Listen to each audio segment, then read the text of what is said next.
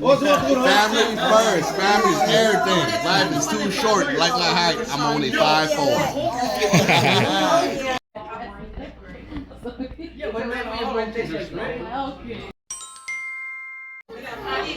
สบายดีเด้อพี่น้องอันนี้อยู่งานปีใหม่อยู่บ้านหมู่ด้วยหักของเรามีอาหารอะไรเพิ่นอินไว้เอามาเอาลูกมานำเขาอยู่ใส่ในดาวเดี๋ยวนี้เขาอยู่บ้านเดือตูเขามานิวเยียร์มาเข้าดาวเลือกอาหารอันนี้แซงจัดได้ดีนะเวทีผัดเผ็ด อาหารหมดเลย เคยไอ้ของหนูเคยผัดเผ็ดทางไหนบ้างเอาปอกได้นี่เนาะยำตีนไก่ปลาหมึกหอม มีอย่างไงมีเอโกรมีลาบมีครีมชีส นั่นก็ยำขมิ้น อันน่ะ ตีนไก่ อันนั้น สปริงโรล ซูชิเบค อันนี้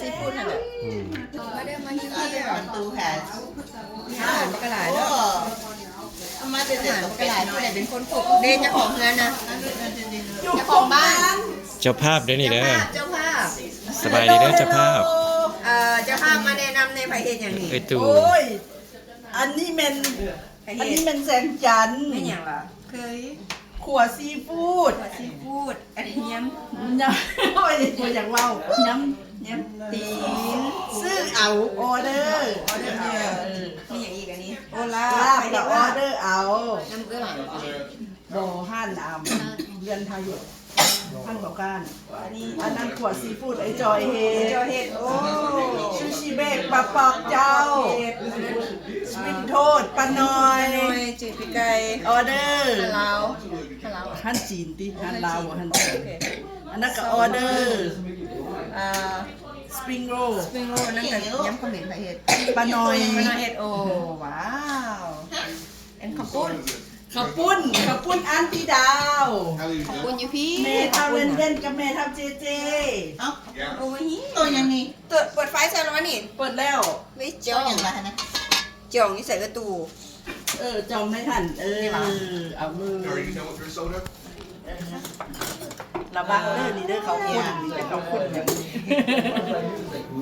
อันมีพายที่นี่ขาดตำบักหุ่งบ่ได้เลยเนาะ ขาดตำจุงบ่ได้เด้นี่น่ะขาดบ่ได้แท้ๆใดเนาะ ป้าน้อยเราวันละสวยขาดแล้วเรา แล้วอันหาขับปุ้นเมียเจ้าแต่หึงคุณได้นี่น่ะ ท้องห้องไปเลยว่ะ ฮอบเด้อเอาตัวนี้เลยทำไม่นี่น่ะ มาใส่ก่อน เพิ่นอยากได้อยู่ คนพาดีน้อยเดียวอาหารก็หลาย ปักปะเดาเป็นอย่างปักปะเดา เจ๊เจ๊ จำเป็นเอา เฮ็ดหยัง จำเป็นเอา ก็เติมกันนี่ จะอยากได้สมอจะอยากได้จะเอาเงินนะแม่ ไม่ ลู ใช่ ก นั่นลูกตัวยังนี่ตัวยังตัวยัง ตัวหยังเมาแม่เมาแม่ ตัวนี้หัน นี่ตัวป่าตัวไหนโอ้จมพอแหละเพิ่นยังเห็นอยู่ ปะปอกกับบ่เห็นโอ้ไม่ได้โอ้ไม่ได้ ตาดีได้เด็กน้อย บอกมาเมื่อหมุนอยู่เจใดดิสุเฮ็ดนะหาลายนะ โอ้ไม่ได้โอ้ไม่ได้หมดแล้วหมดแล้ว อยู่วงการพวกเล็กน้อยอันเชียบปิ้งแล้วก็จะบ่มีหยังเห็นแล้วก็จะมาเฮ็ดไปเอาไปให้มาม่าเลยอันนั้นเขา กระ มา ซางเห็ดเนาะ ว่าเขาเอาไข่ข่อยตัวบ่ทันติดทันข่อยดึกลงกินนี่นะ ไม่ใช่อันนี้เขาดึเอาเข่าอันนี้ต่อแต่ตัวนี้สบาย เขาต่อใช่ใช่ โอ้มีของหวานนะเฮียของหวานแขวเฮ็ดป้าปอเฮ็ดป่ะ ปะปอ อันนี้มีอย่างดอกอัญชันเหรอ หายเตี้ยหาว่าอยู่ลูกอีกไว้ไปอีก อัญชัน ทำจะมา วุ้นดอกอัญชันอันนี้คุณคนนั้นเด้เจ้าของบ้านมาแล้ว เซฮาย ตุ้ย แม่ อันนี้ เซฮายลุงตุ้ยแม่ เข้ากล้องเด้อเข้ากล้องเด้อ ประตูกับลุงตุ้ยสิได้เป็นยู ลง YouTube ได้นี่ได้ ลงอะไรลงมาหา Happy New Year เด้อ แฮปปี้นิวเยียร์สบายดี ระวังมันฝังเด้อลูกเด้อ ยัดเป็นระเบียบอีกเดือนนี้นะ ตามสบายเลยเด้อน้อยเด้อตามสบายลูก โอเค เด็กเชิญอะไรกู มีเบบี้ใหม่เองนี่ ชี doesn't go on the counters. นี่หลานป้าน้อยนี่ลูกนี่ลูกป้าน้อย The other one's good. The other one's would climb on my dining table. ได้จักเดือนแล้วก็เบบี้นะ On the highest point. เดือนไป Not her. She's a scaredy cat. She loves to burrow. ได้กล้าอยู่ร้าน นี่นะก็มัน เขาแล้วโตนี่คนละอุ่นขาหลายสิบาท Hey you guys on YouTube now Uncle Lon say hi You want me to put mine on too? Look at it. See? Hey, you want me to โอ้ยเข้าแล้ว put on? Let me put mine on too, man. All right, man. Look at. And this is Chia Oh, buddy. Hey, say hi I gotta to- go. I say gotta go hi. grab the code, man. Size small shirt. Size small shirt. Here's a little jacket. Wait. Hey, hold อัน on. นี้ไอเพชรเด้อสบายดีไอเพชรเนี่ย ได้เดี๋ยวนี้ดังไหนมันจะร้อนดัง Who look better? Wait over here, man. Huh? Who look better? Who pulled it out better? Huh? Hey, look at that. Look at that. Look at that. โอ้wait The same, man. The same, right? Who look better? YouTube. Who look better? Here, him. Right here, right here. Right you guys can vote right comment who looks better okay Yeah. Right here. Right here. Here we go.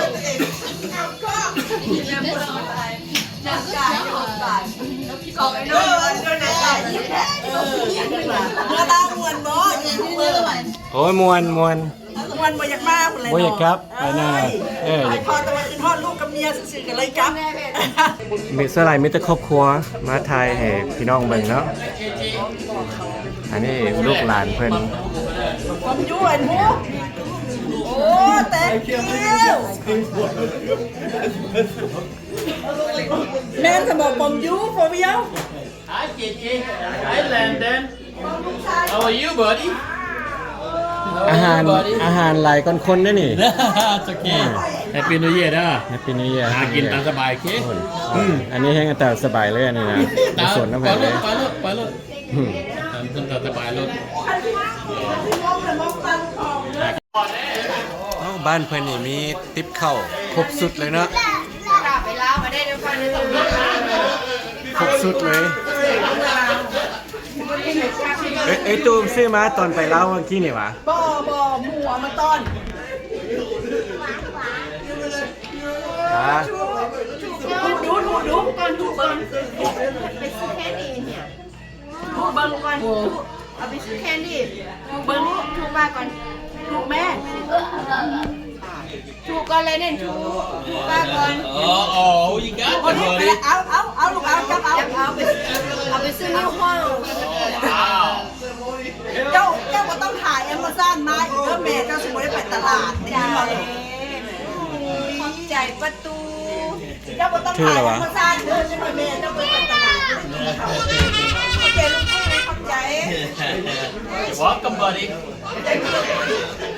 ป้าก็ได้คือกันลูก ป้าให้ได้2เดือนไงป้า เนี่ยไอ้ตุ้ยเรากำลังว่าอันอยู่เมืองลาวแล้วมักอยู่แต่ว่าอยู่บ่ได้แต่ว่าเที่ยวไปเที่ยวมาเพิ่นมักเพิ่นว่า เมื่อที่มาเที่ยวมากได้มาอยู่ที่อยู่บ่โหดอยู่แล้วไหนแต่ก็มีพี่น้องก็หลายอยู่คนน่ะมีหลายอยู่ ไงพี่เด้เนาะ ใหญ่อยู่พี่นี่แต่เมืองลาวอายุ7-8 ปีแล้ว ไม่มีแต่คนนั้นแหละเบิ่ง ก็มาใหญ่อยู่พี่ดึงอยู่พี่ มีแต่พี่สีสมอ กับนี่น้องชายเพิ่นอยู่สวรรค์เขตห้องแขวงบ่ ห้องเจ้าแฝง ห้องเจ้าแขวง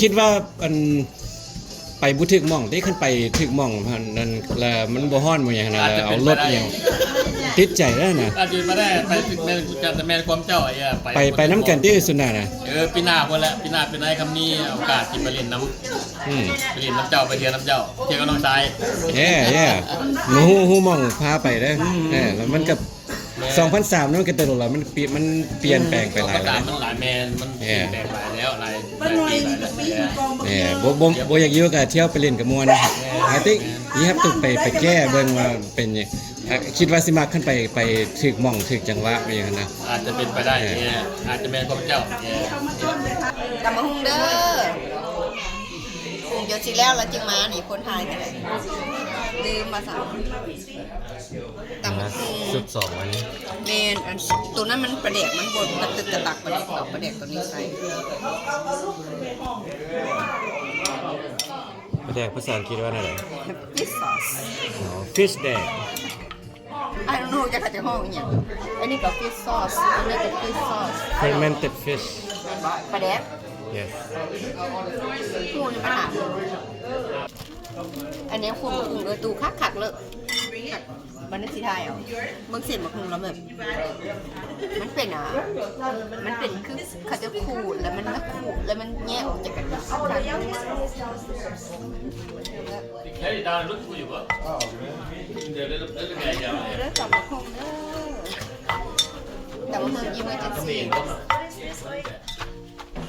ป้าเอาตังค์ไปใส่ไข่เป็นแม่ค้าขายตำบักหุ่งเลยได้เลยเด้อเด้อ เห็นเปล่าเห็นคนซีมก่อนแซ่บแล้วจึงว่ากัน ป้าพลาไปซีมป้าพลาหนังซีมน่ะ ปลาลูกคอได้ตำบักหุ่งแซ่บนะ ป้าพลาไปซีมให้น้ำดาวเนี่ย เฮ้ย เดี๋ยวค่ะ เอาดัง เกร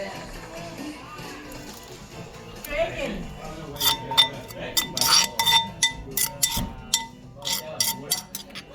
มาเด้อผู้ใดอยากกินเด้อ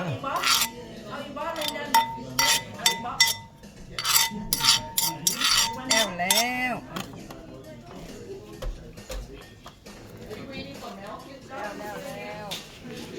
ตัวนี้เผ็ดตัวนี้บ่เผ็ดบ่หน่อยบ่เผ็ดตำบักหุ่งเลยวันนี้ตำบักหุ่งแล้วเราเด้อไปสิกินเด้อ เมืองป้าไข่เอาอันนั้นให้ใส่เจ้า แม่นบ่เจริญ ว่าจะสร้างได้เลย แล้วนั่นเจเดนให้อยู่ก็ ผู้สาวล้าวมานี่เป็นที่ไหนเมื่อมาใครสิกินผู้สาวยังมาหรอ ไม่ไผหากนมาแต่เรานี่หวะ ขออนุญาตเชียวขอยตกรถมอเตอร์ไซค์ไปซ่อนข่าวมาจาก เอาจะไปตอนไหนซะนะ ไปเรากลับมาเราจะไป แม่นหวะ ไปก่อนค่อยจะไปที่ไหน เดือน ก็เลยจะมาเด้อ ไปจักทิศหั่นน่ะ เรามาวันที่20 3 อาทิตย์ไม่มาเอิ้น ตีนเด้อ บ่มีมารยาทเลยนะม่วน ตีนไก่แล้ว นี่ย่านยูจอย ออเดอร์เอาจากยูห้าอย่างก่อนป้าน้อยมีตีนออเดอร์ยูห้าไหนออเดอร์ยูห้าในกลางบอก กันนะคะ เห็ด12เป็น2แล้วเห็ด6เป็น30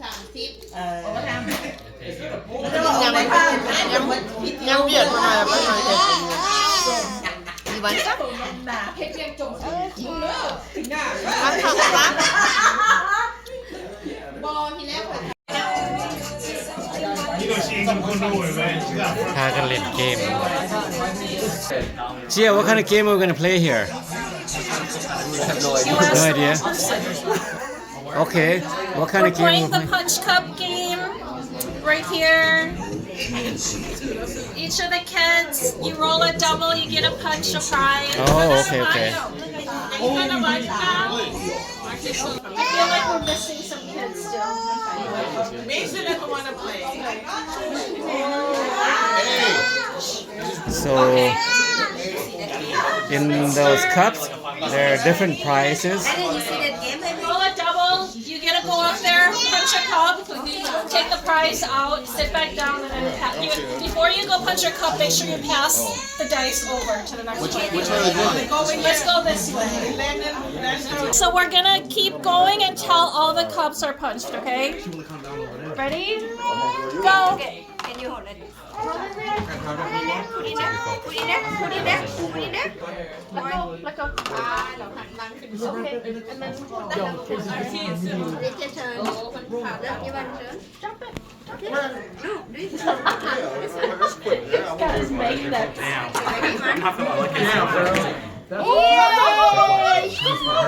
Oh, you guys go now. ได้ระบอหันเจเจ Which one you want? Punch it. Punch it. Put your hand in there. Which one? You want that one? Hello. Whoa! You got it. Đây là bà. Again. Come on, Landon. เพิ่นนั่นแกงบ่ได้ที่ย่างเลยบ่ได้ Money. Nice. Okay, go back. Whoa!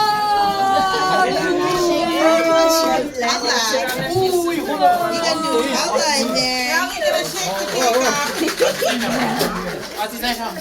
It's not allowed. It's allowed.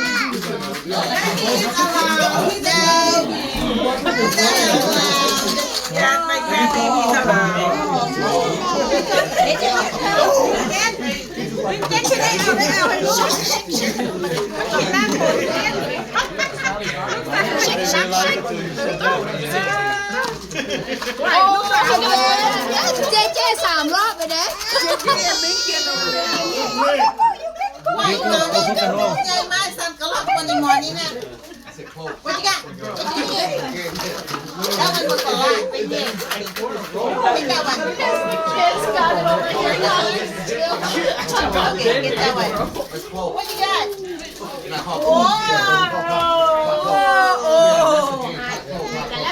He opened the box. It is really Band-Aids. Why look at it now? ใส่สีตาเอาพุ่นนะ So mainly the kids get to play. So you have to roll the dice. You have to get a matching match the 2 dice to be able to draw.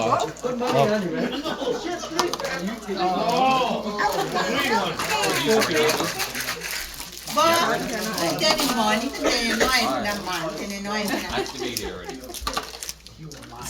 เอามันได้ขนมข้าวบ้านน้องไก่ Oh, look at that.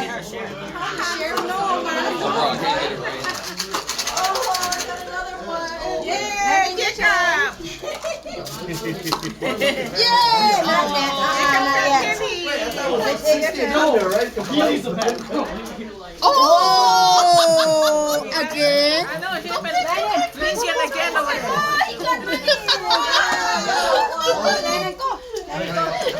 You got Landon, you got JJ, okay? I got another one. Oh my gosh. You need to get one of those. Oh, you got one. Go punch. Shot.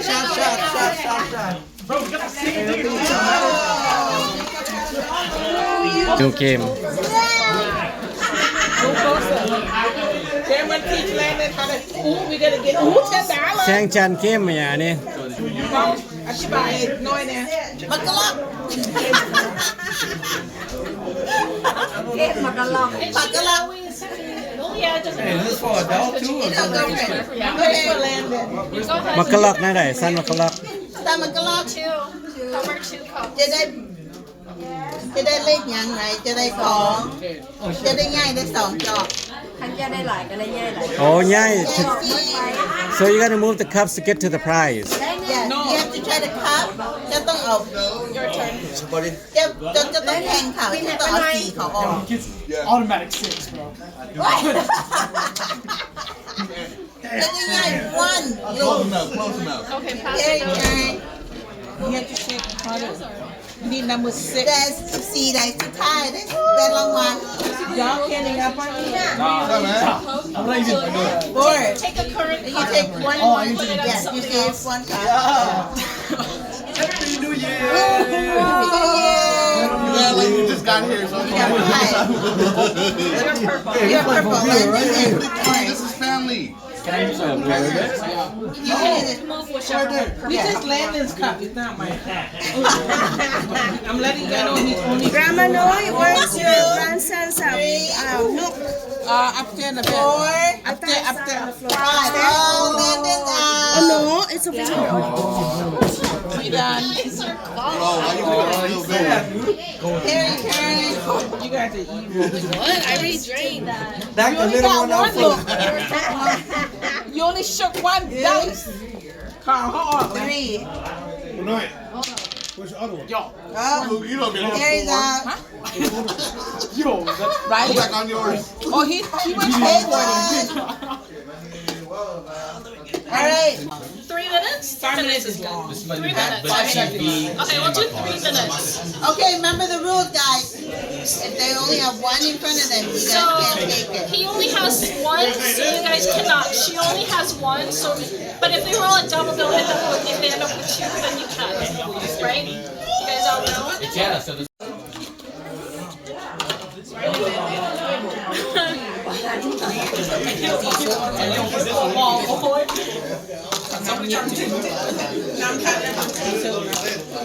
Wait, if I get a double what? Take from each of someone.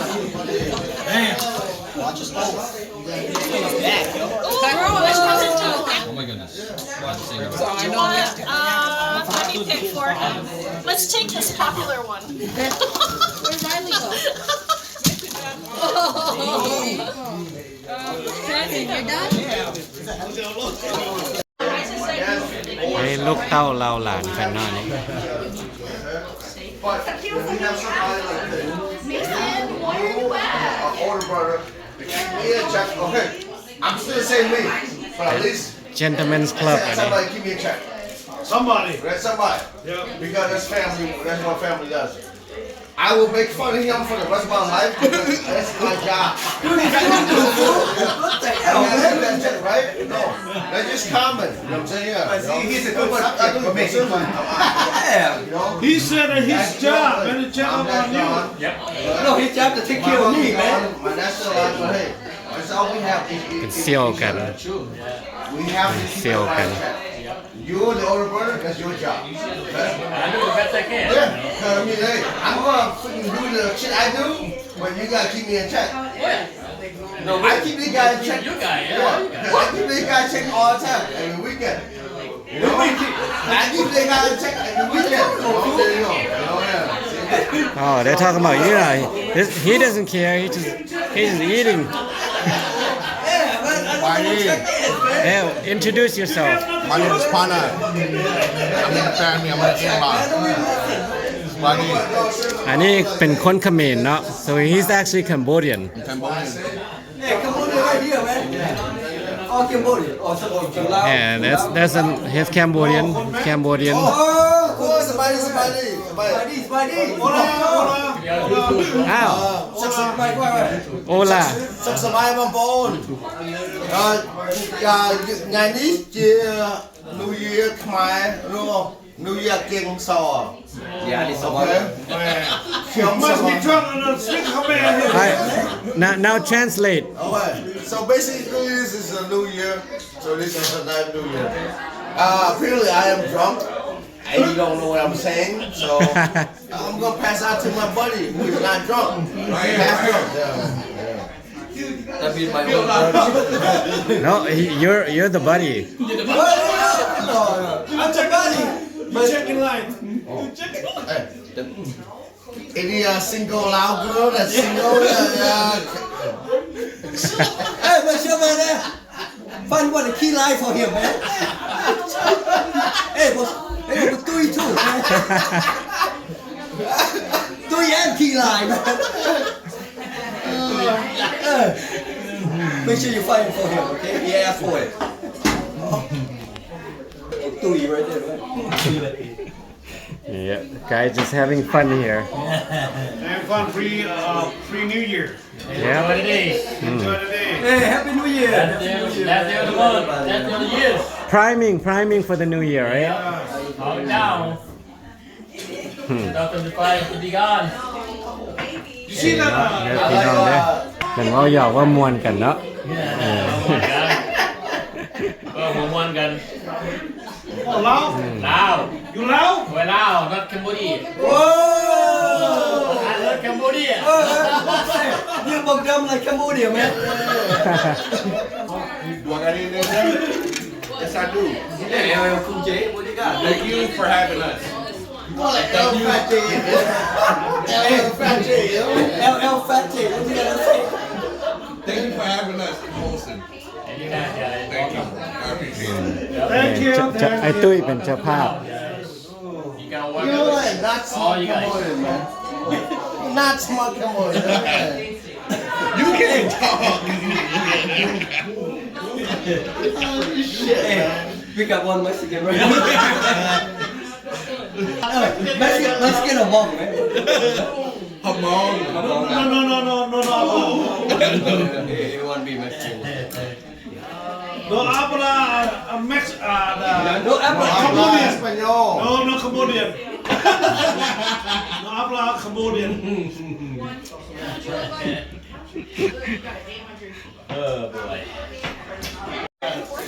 นะโอ้มีแต่เงินนี่นะสิได้จองโต๊ะตัวนี้แล้วนี่ เด็กผู้ยืน Make ค่ะ it like this. It's not gonna stay pop. Oh, it's... You have to get a cup that's not too full. Oh, they have to land it on it? You get one shot. It's not gonna. The It's gonna slide rip the doesn't. money. The slide doesn't. เจ๊ชิคเก้นนักอีกราย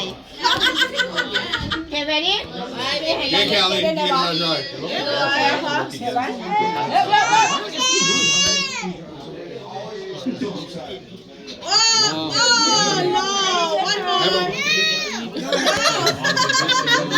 That's okay. Hey, you still got there. Good play.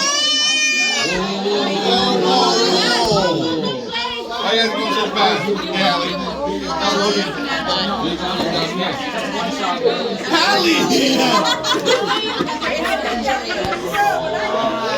Why are you going crooked?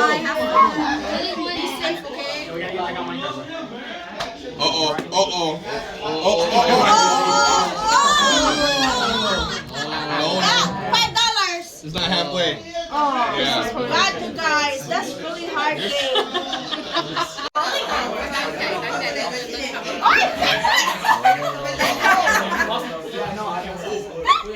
Hot dog ค่ะแน่นเจ๊เด่นบ่ได้อีกจักอย่างเลยนี่รอแล้วแม่ก็สิได้40รถเมล์จะปวดแขนค่อยๆดูไปรถลูกไปเฮ็ดรถ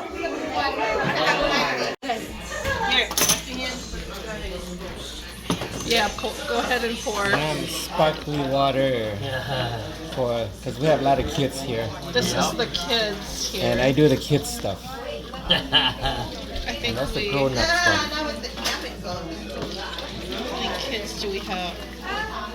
Oh, that had more than I thought. Count me as one of the kids, please.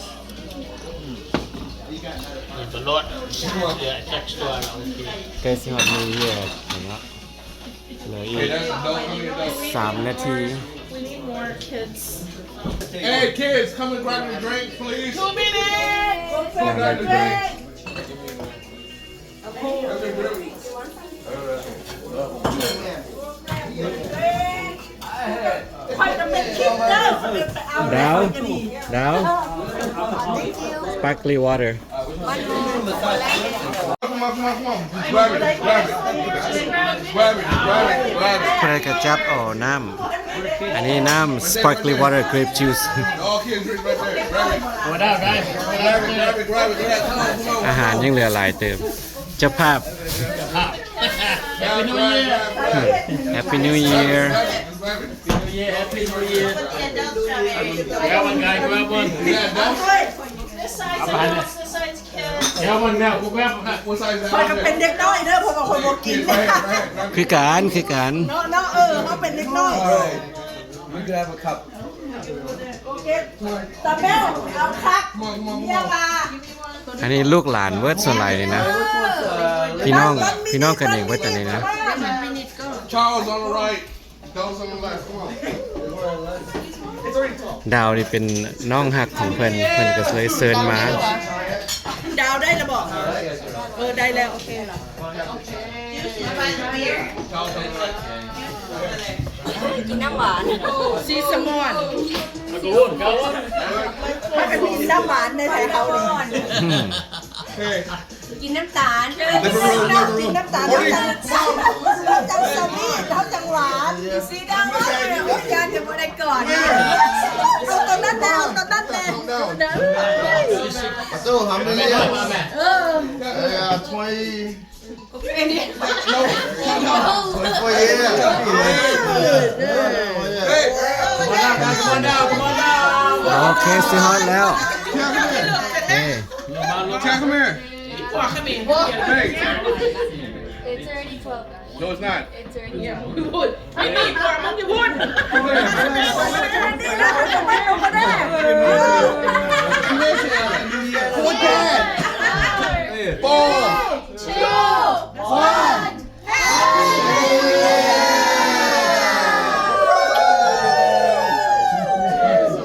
แฮปปี้นิวเยียร์ everybody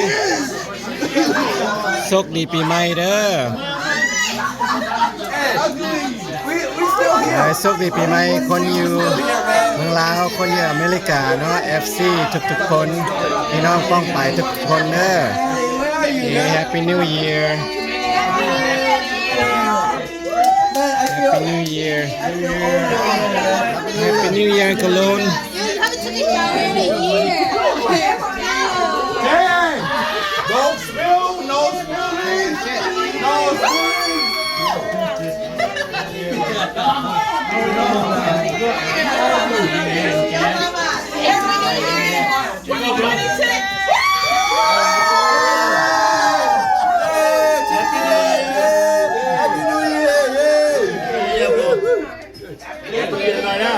Happy New Year Happy New Year You want a bell drink? Hey, can I just get everybody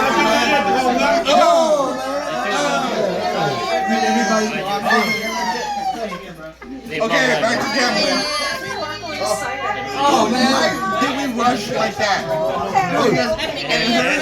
She's over there like, sorry. Compared to the เย็นหน่อยนะอย่าลืมให้ YouTube ให้ YouTube มันขึ้นไปตลอดให้คนเบิ่งหลาย another 30 years. Every day, man. Here's another retirement at the CCI, man.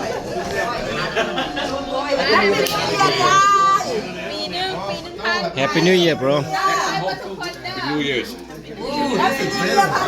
Yeah, we made it. Happy New Year ขอบใจเด้อนะเอ้ยส่วนมาน่ะ เป็นยังเอนิทานปีนี้เรียกแม่ Family first. Family's everything. Life is too short. Like my height, I'm only 5'4". Peace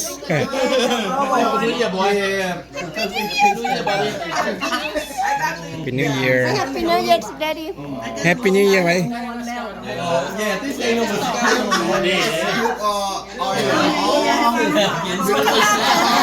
คนเดินจะทำให้ร่ำรวยเลย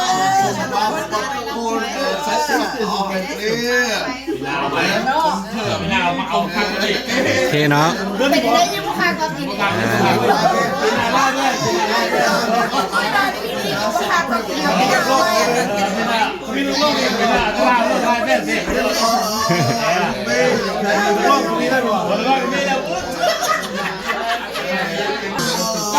อันนี้ก็หวังว่าทุกคนเนาะจะมีสุขสันต์วันดีปีใหม่เนาะ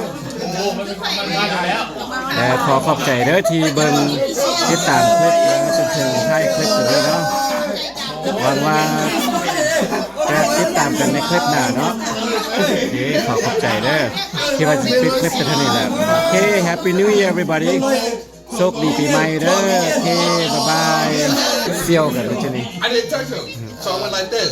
น้องเขมร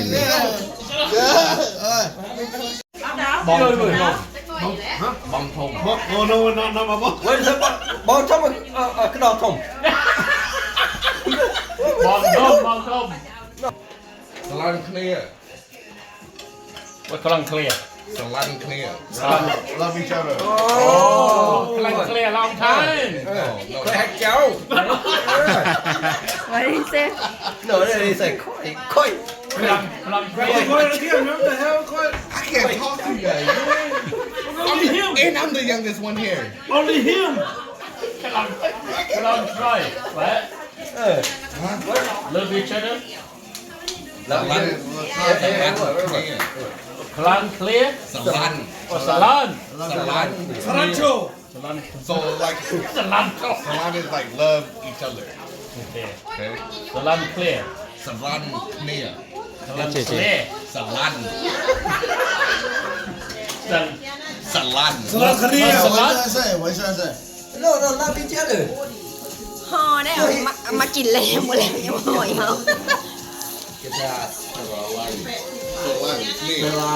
ต้องได้ห่อสองผัวเมียเขาจะกินบ่เบิด อันนี้สาวน้อยนี่ก็หากกลับมาแต่ลาวได้นี่เด้อ พาก่อนครับมาในเดือนนึงปีหน้าเด้อไปใหม่เนาะ ไปหน้าไปใหม่ เดือนไหนจะสิไป มองแค่นี้ เดือน12ไปพร้อมกันมันบ่คุ้มหลายเลยค่อย มองสักมองเอา